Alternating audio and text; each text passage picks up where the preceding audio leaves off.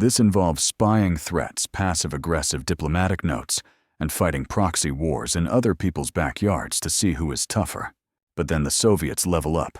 In 1949, they detonate their first atomic bomb. The US is shocked. Wait, only we are supposed to have the doomsday weapon. It turns out there were spies in the Manhattan Project. Now the arms race begins. It's not just about bombs anymore. It's about hydrogen bombs, which are like atomic bombs on steroids. Both sides build thousands of them. They develop a strategy called mad, mutually assured destruction. The logic is, if you nuke me, I will nuke you back before I die, and then we both die. So let's just not nuke anyone. It's a piece based entirely on the fear of the apocalypse. In schools, American kids are taught duck and cover, because apparently hiding under a wooden desk will protect you from a thermonuclear fireball. Spoiler, it won't. While the scientists are building bombs, the politicians are playing 4D chess. The US develops the containment strategy. The idea is that communism is like a disease or a row of dominoes. If one country falls, the neighbors will fall too. This leads to the Korean War in 1950. North Korea communist backed by USSR, China invades South Korea. Capitalist backed by UN talk USA. It's brutal. The US General Douglas MacArthur wants to nuke China. President Truman says, "You're fired." The war ends in a stalemate at the 38th parallel. Technically, the war never ended. They just stopped shooting. To this day, North Korea is the hermit kingdom, and South Korea gave us K-pop and Samsung. The Soviets remove missiles from Cuba. The US removes missiles from Turkey secretly and promises not to invade Cuba. We survived, but just barely. Then comes Vietnam. The domino theory again. North Vietnam Communist wants to unite the country. The US supports South Vietnam. It starts with advisors, then escalates to 500,000 troops. But this isn't conventional war. It's jungle warfare. Booby traps, tunnels, humidity, and an enemy that disappears into the trees. The US has superior firepower, napalm, and helicopters, but they can't win the hearts and minds of the people. Back home, the war is televised. Americans see the horror on the news while eating dinner. Hippies protest. Make love, not war. Muhammad Ali refuses the draft. It's a cultural revolution. Eventually, the US realizes it's unwinnable. They pull out in 1973. 2 years later, Saigon falls. Vietnam is united under communism. It was a tragic loss for the US and a devastation for Vietnam. Throughout the 70s, things cool down a bit. This is détente. Nixon visits China, huge deal. They signed treaties to limit nukes, SALT. But the spy game never stops. The CIA and KGB are everywhere toppling governments, in Latin America, Africa, and the Middle East, like they are playing a global game of Jenga.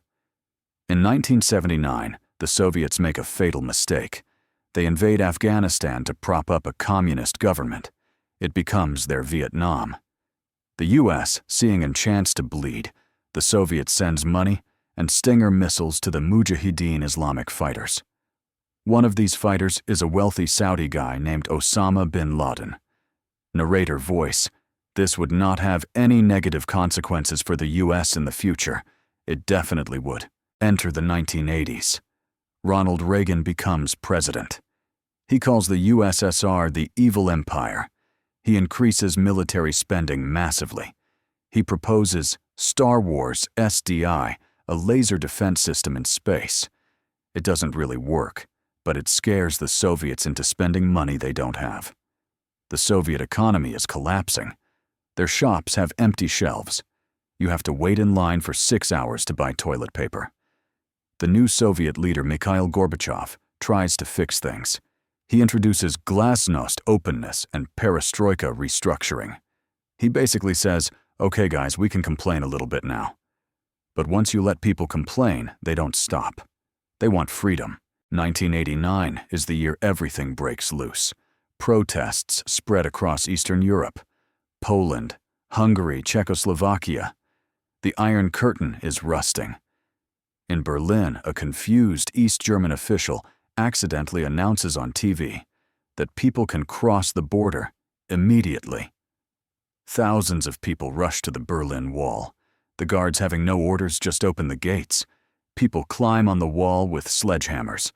They dance. David Hasselhoff is there singing for some reason.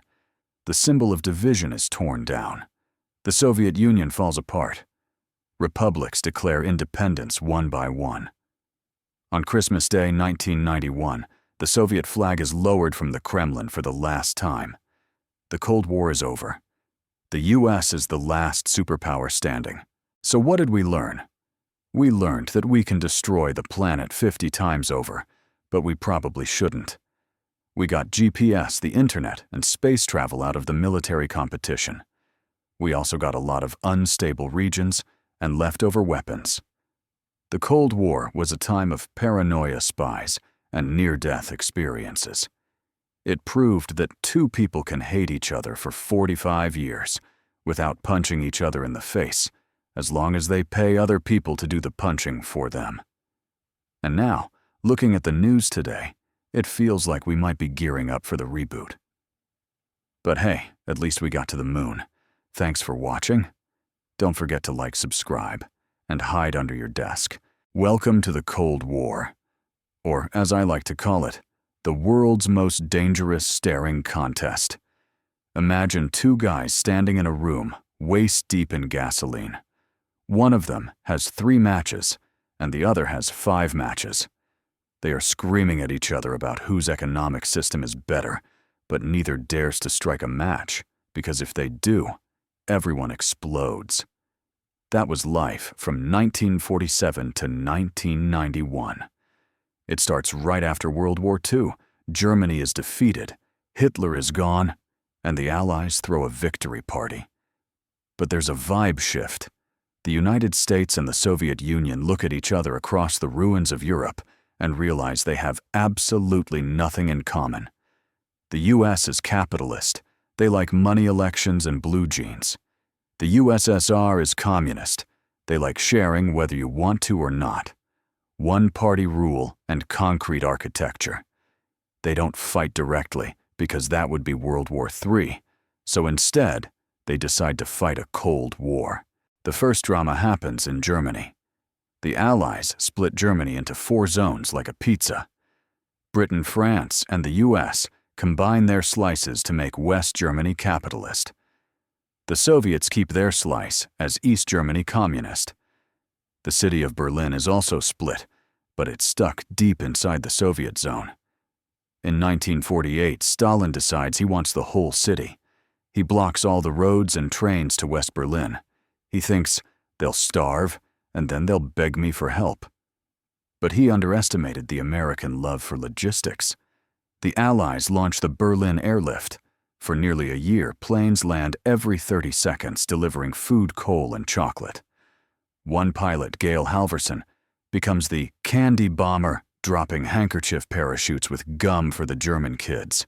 It was a massive PR win for the West. Stalin realizes he looks like a villain in a Disney movie and reopens the roads. Round 1 goes to the USA. Then things get spacey.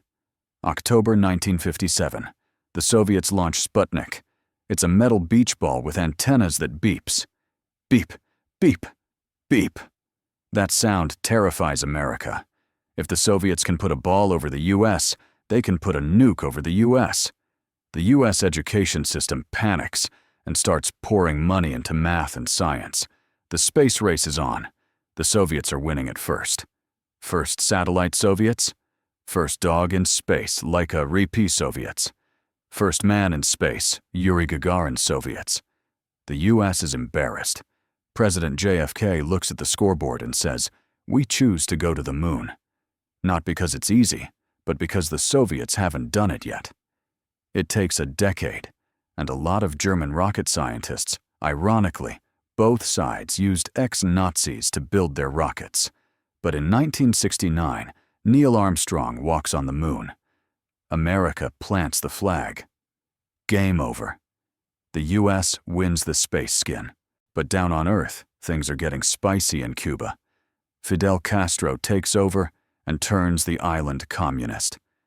This is a problem, because Cuba is basically in Florida's driveway.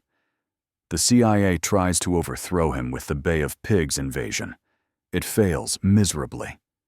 The CIA then tries to assassinate Castro roughly 600 times. Exploding cigars, poisoned milkshakes, a wetsuit covered in fungus. Castro survives them all. He's the coyote to the CIA's roadrunner. Then in 1962, US spy planes see Soviet nuclear missiles in Cuba. This is the Cuban Missile Crisis. For 13 days, the world holds its breath. JFK blockades the island. Soviet ships approach the blockade. Everyone has their finger on the button. A Soviet submarine captain, thinking the war has started, orders a nuclear torpedo launch.